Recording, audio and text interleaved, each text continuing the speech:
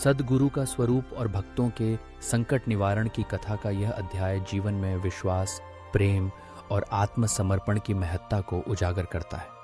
जब किसी ने हेमाडपंत से यह प्रश्न किया कि साईं बाबा गुरु हैं या सद्गुरु, तब उन्होंने सद्गुरु के लक्षणों का विस्तार से वर्णन किया। सद्गुरु वही है जो केवल शास्त्रों की शिक्षा या वाणी से नहीं, बल्कि अपने आचरण और अनुभव से शिष्यों को आत्म साक्षात्कार का मार्ग दिखाते हैं। उनका हृदय परम शांति से परिपूर्ण होता है।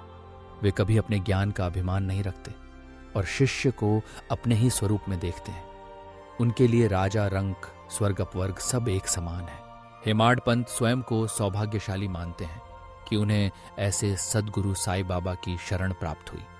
बाबा का जीवन सादगी, निर्भयता और आत्मलीनता से भरा था। वे अपने भक्तों की सच्ची, निस्वार्थ भक्ति को देखकर उनके हित में ही कार्य करते थे।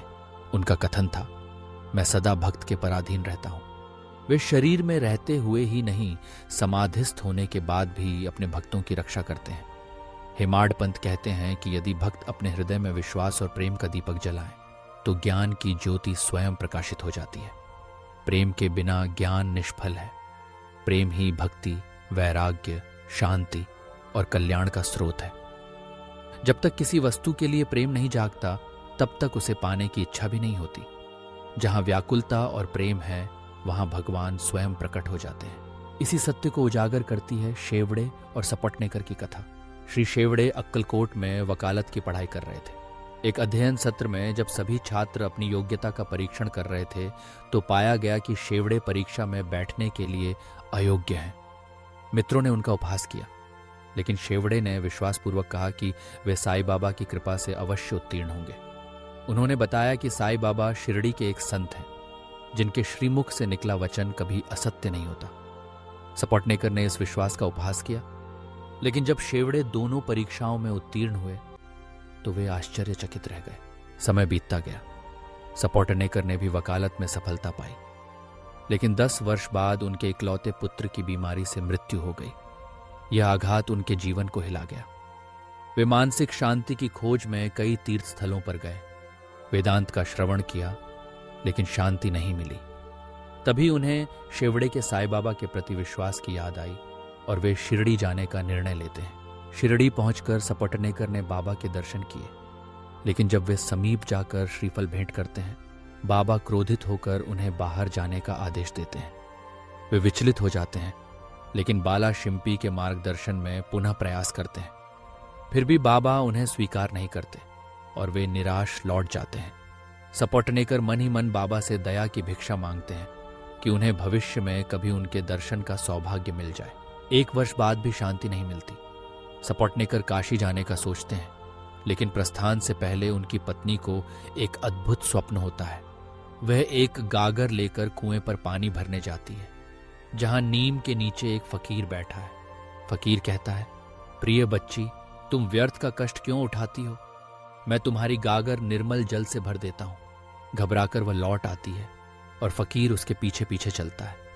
नींद खुल जाती है और वह सपना अपने पति को सुनाती है।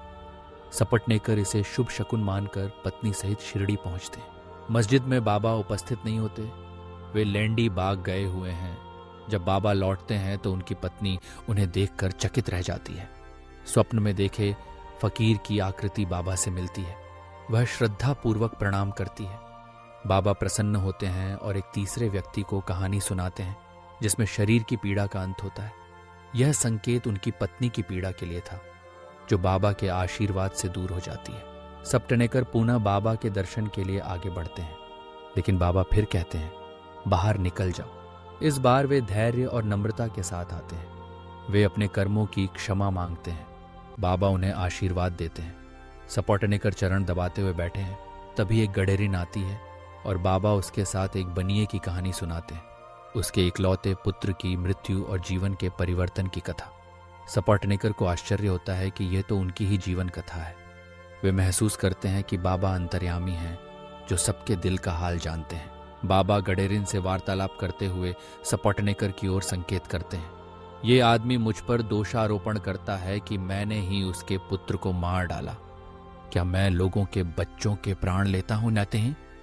फिर कहते हैं, अब मैं उसी बालक को फिर से इनकी पत्नी के गर्भ में ला दूंगा।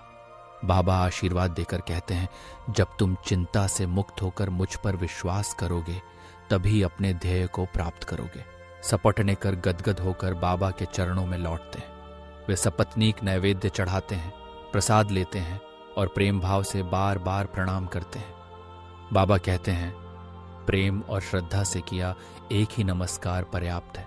उसी रात उन्हें चावड़ी उत्सव में बाबा के पांडुरंग रूप के दर्शन होते हैं। अगले दिन वे बाबा को दक्षिणा में 1 रुपया देते हैं। बाबा उनकी इच्छा जानकर 1 और रुपया मांगते हैं। सपौटने कर सहर्ष देते हैं। बाबा उन्हें श्रीफल देते हैं और आशीर्वाद देते हैं कि इसे पत्नी की गोद में रखो, निश्चिंत होकर घर जाओ। 1 वर्ष बाद उन्हें पुत्र प्राप्त होता है। 8 महीने का शिशु लेकर वे शिरडी आते हैं, बाबा के चरणों पर बालक को रखते हैं और भाव विभोर होकर प्रार्थना करते हैं, हे साईनाथ, आपके श्री चरणों में बार बार प्रणाम है। आपकी कृपा हमेशा बनी रहे। हमारे मन में जो संकल्प विकल्प उठते हैं वे आपके भजन में ही मग्न हो जाए। उस पुत्र का नाम मुरलीधर रखा गया। बाद में उनके 2 और पुत्र हुए, भास्कर और दिनकर। सपटनेकर दंपति ने अनुभव किया कि बाबा के वचन कभी असत्य नहीं होते। इस अध्याय का संदेश स्पष्ट है। सच्चे संत के चरणों में प्रेम, श्रद्धा और विश्वास के साथ समर्पण करने से जीवन के सभी संकट दूर हो जाते हैं। सद्गुरु की कृपा से न केवल सांसारिक सुख बल्कि आत्म शांति और मोक्ष की प्राप्ति भी संभव है। साईनाथ के चरणों में समर्पण ही जीवन का सर्वोच्च ध्येय है। आमा श्री सद्गुरु साईनाथार्पणमस्तु। शुभम भवतु।